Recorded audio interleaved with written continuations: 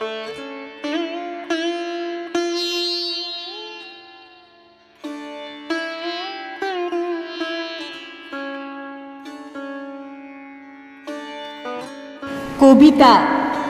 আপনি, কবি সুবোধ সরকার।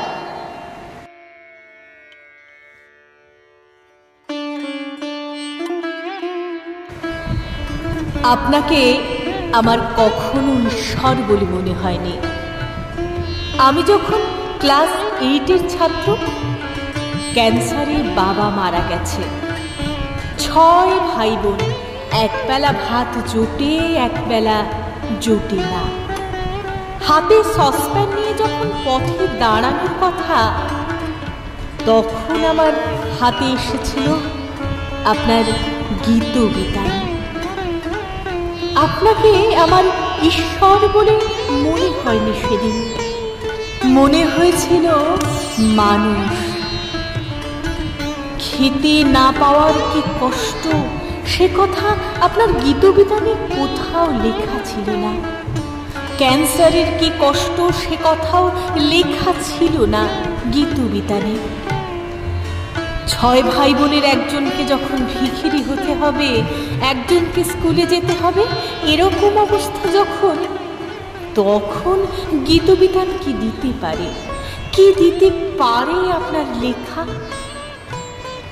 আমার সামনে তখন মাত্র 2টো পথ খোলা ছিল।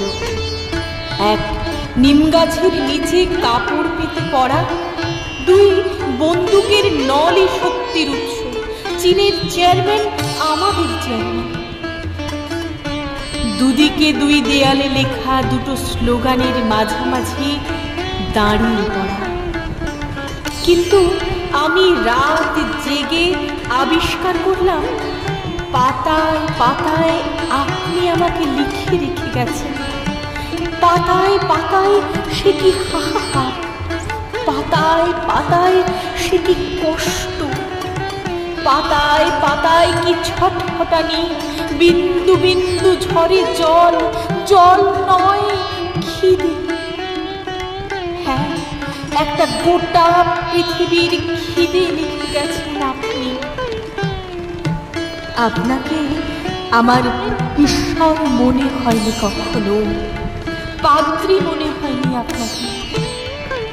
মনে হয়েছিল খেতে না পাওয়া বাবা মরে যাওয়া অভুক্ত একটা ছেলে, যে কিনা কৃষ্ণনগরের স্কুলে এক বেঞ্চে আমার পাশে বসত।